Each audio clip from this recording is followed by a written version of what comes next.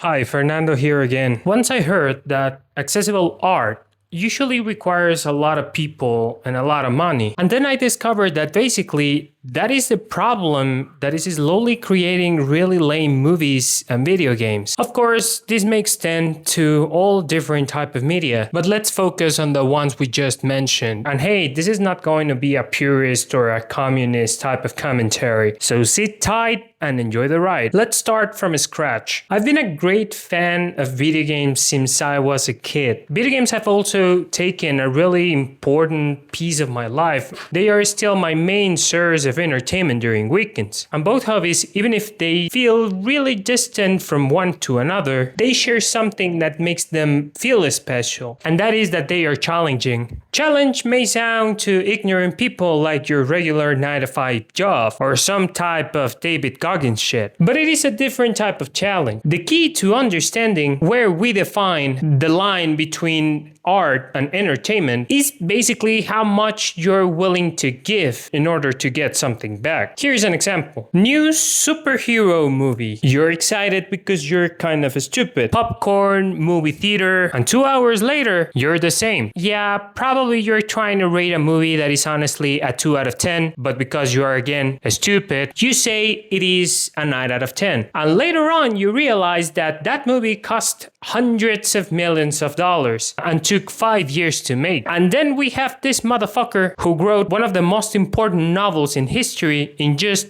3 weeks. And if you are a busy person, it'll take you like a month or so to finish that book. So if you notice, it is really expensive to entertain lazy people. The first screening of a movie was at the end of the 20th century, and since then the industry has grown exponentially into what it is today. Nowadays, movies can be classified into 3 different categories. Piece of shit movies, movies that try not to be a piece of shit, and good movies that usually are adapted scripts from good books. The first category essentially is 95% of the US film industry since the 2000s. The second one includes international films from non-English speaking countries. And the last one I think is pretty much self-explanatory, but we'll elaborate more on that. But you'll ask, why is the first category filled with 21st century US films? One day, Matt Damon was invited to the great show Hot Ones, hosted by the spiciest bald guy in whole YouTube, Sean Evans. Matt stated that back in the 90s and the 2000s, DVDs pretty much were a really big part of a film's revenue. You were able to create a film without worrying about box office earnings, because 6 months later, many people would buy the DVD, whether they wanted to watch it for the first time or just to rewatch the movie. Later, and when that went away, the movie industry was forced to create products that could gather hundreds of thousands of people to generate as much profit as possible within only the first month release. Obviously, based on Matt's commentary, this turned out to be a huge gamble for big film producers, and the product definitely needed a major change. New experimental proposals were completely discarded, original ideas had huge limitations, and repetitiveness and safe movies started to be the norm in the industry. Or why do you think they keep delivering superhero movies since 2010 non-stop? Because these movies are no longer a gamble. They are actually something that people feel really comfortable with. And definitely art shouldn't be something that you sit, watch, and relax to. For the second category is pretty much the same as the first one, but the budget starts to vary a lot, and the goal for making a film starts to be different. Palme d'Or, the Golden Bear, or any other major prize seems to be like the final goal, even if these are far more legitimate prizes for a filmmaker, because let's be honest, do you really think an Oscar is the biggest trophy on the shelf? This category is kind of hard to criticize. The bad movies within this bracket are usually pretentious, have unnecessary and uncomfortable nudity, and glimpses of the US way to make films. But there is something that is really funny about this category. The movies within this category that comes from the Northern Hemisphere are basically how we described them previously. But if they come from the Southern one, they are the same, but with a lot more poverty and the sepia filter, including that most of their funding comes from local or international governments. Honestly, the movies coming from the southern hemisphere are great, but the biggest reason why they are great is not because of the script or the acting itself. It's how they depict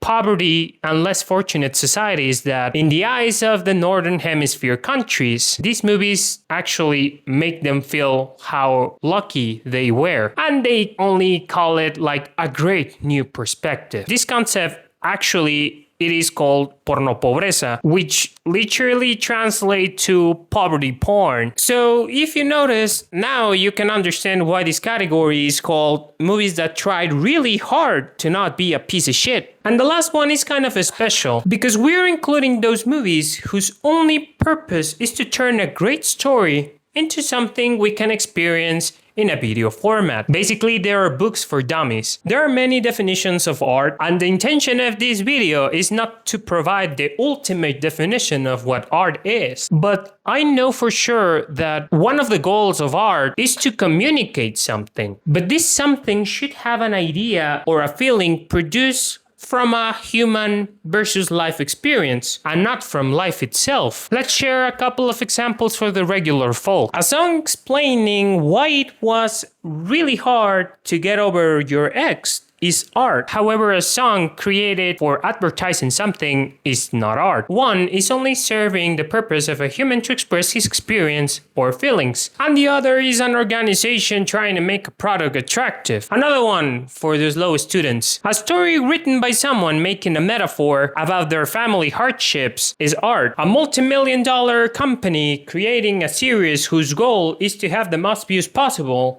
is not art. So hopefully you guys got it. This doesn't mean that art should not produce money, but let's ask these guys if they enjoy their fame and fortune. Video games, on the other hand, are much simpler, at least socially, but the skills required to make a full game by just one person will require 1,000 times more talent than the combined talent of Spielberg, Tarantino, and Scorsese, and a bunch of other super ecchi directors blended and multiplied by 10. But it's way more doable compared to making a film all on your own. So based on our definition of art, a video game can achieve the level of any meaningful art because just one person, without external interference, can share something important to him without necessarily asking money for it. If you start to include more people or variables, your vision or idea starts to lose personality and acquire dependencies that will, nonetheless, modify the final message. Or even worse, will be played with conditions. Great artists usually are one-man armies, and this has been true from the very beginning. By the way, there is always exceptions to this rule. Out there are numerous teams that are able to share their collective vision into a high-quality piece of art. But as I said, these are exceptions. Art has been always funded by kings, popes, aristocrats, and millionaires. And also something that is worth mentioning is that these people actually funded artists because they were not so busy trying to not die from starvation. And usually they were generally really interested in high quality art. But current funders are in fact investing, so they give a damn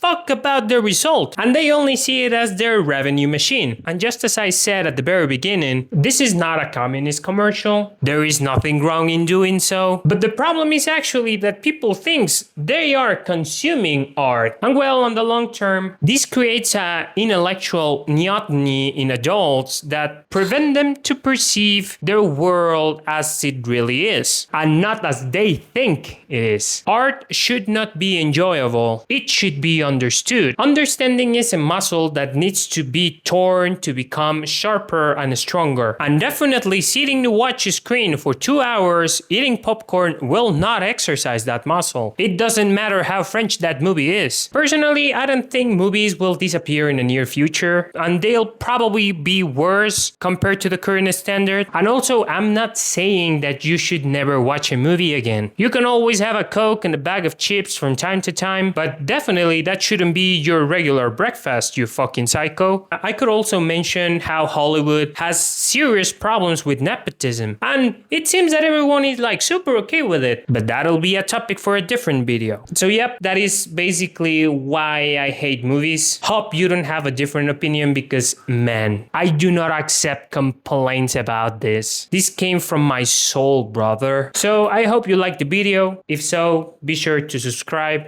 give a like, and share it with your grandma, your dog, and your friends.